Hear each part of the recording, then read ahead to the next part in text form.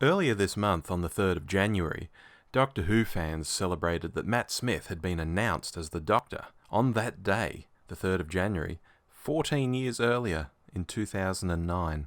One of the roles that helped Smith attain the role of the Doctor is inarguably his turn in Party Animals, a series which ran from the 31st of January to the 21st of March 2007. Not often spoken of these days, it only ran for 8 episodes 16 years ago, so hardly top of mind for most people. The series is what we're here to discuss today. Party Animals weaves a story around a number of people involved in one way or another with the Parliament of the United Kingdom. Matt Smith, for example, plays a researcher for a Labour politician, while his brother, played by Andrew Buchan of Broadchurch fame, is a lobbyist who works with both sides of government, although his heart is with Labour given his father was a Labour MP. Naturally, given the territory, members of Parliament from both the Conservative and Socialist sides of politics become characters in the story too.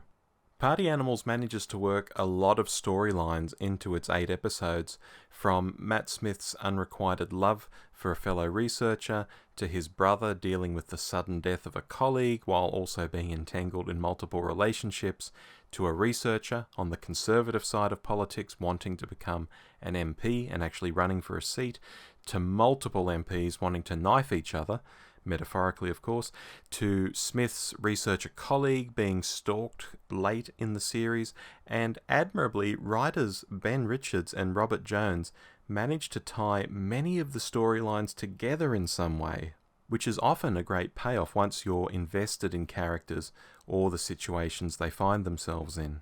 For me, that investment began around episode 2 or 3. Not that I didn't enjoy the first couple of episodes, they were simply where I was getting my bearings. By the end of the series, I was certainly ready for more, and disappointed that the series didn't get at least another series or 2, as I think that would have been able to flesh out a number of the storylines quite well.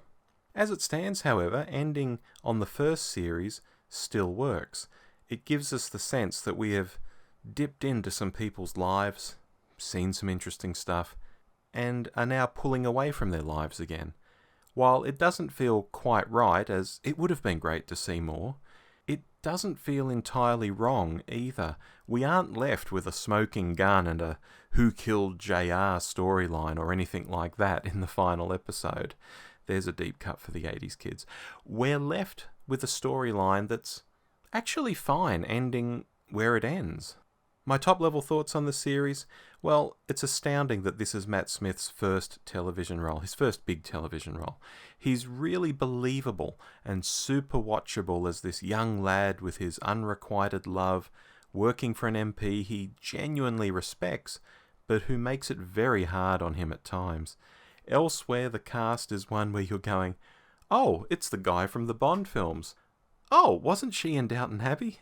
Oh, it's the guy from Broadchurch. Oh, it's him from The Office. Oh, there's that one from Bridgerton. And so on. The cast assembled would go on to do some amazing things elsewhere.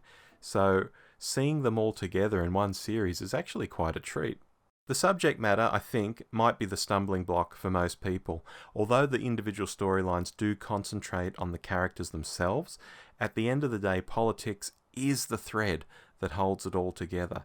If you like that sort of thing, and I've had this described to me as very close to real life, so it's got something to it, I think you'll eat this up. If you'd rather your characters were anywhere but the halls of power in the UK, if you'd rather they were on a beach somewhere in Florida or something, you might struggle. Anyway, have you seen Party Animals?